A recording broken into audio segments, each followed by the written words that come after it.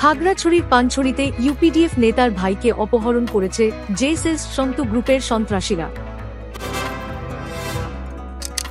খাগড়াছড়ির পানছড়িতে জেএসএস সন্তু গ্রুপের সশস্ত্র সন্ত্রাসীরা ইউপিডিএফের কেন্দ্রীয় সহসভাপতি নূতন কুমার চাকমার ছোট ভাই উত্তম কুমার চাকমাকে অস্ত্রের মুখে অপহরণ করেছে বলে অভিযোগ পাওয়া গেছে।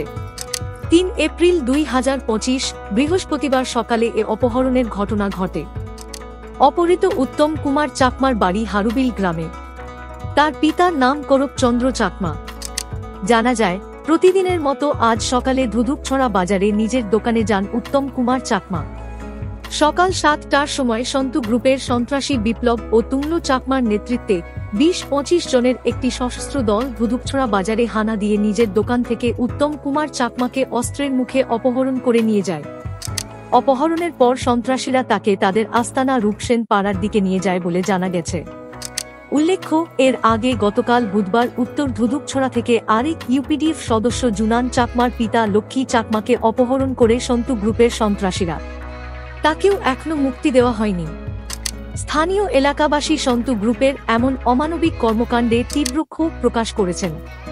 তারা অবিলম্বে অপহৃত উত্তম কুমার চাকমা ও লক্ষ্মী চাকমাকে মুক্তি দেয়ার দাবি জানিয়েছেন। এদিকে ইউপিডিএফ এক বিবৃতিতে এ অপহরণ ঘটনার তীব্র নিন্দা ও প্রতিবাদ জানিয়ে অবিলম্বে অপহৃতদের উদ্ধারে প্রশাসনের প্রতি আহ্বান জানিয়েছেন। বিবৃতিতে অঙ্গ মার্মা বলেছেন, পার্বত্য চট্টগ্রামে পাহাড়িদের ঐতিহ্যবাহী সামাজিক উৎসব বৈশাখীর প্রাক্কালে সন্তু গ্রুপের সশস্ত্র সন্ত্রাসীরা বেপরোয়া হয়ে উঠেছে। তারা এখন ইউপিডিএফের নেতা কর্মীদের পরিবার ও আত্মীয় স্বজনের ওপর আঘাত করছে। এ অবস্থা আর চলতে দেওয়া যায় না। জনগণকে অবিলম্বে এই সন্তু গ্রুপের সন্ত্রাসীদের বিরুদ্ধে রুখে দাঁড়াতে হবে। তিনি সন্তু গ্রুপের সন্ত্রাসীদের খুন, গুম, চাঁদাবাজি সহ নানা অপকর্মের বিরুদ্ধে কোনো পদক্ষেপ না নেওয়ায় প্রশাসনের প্রতি ক্ষোভ প্রকাশ করেন।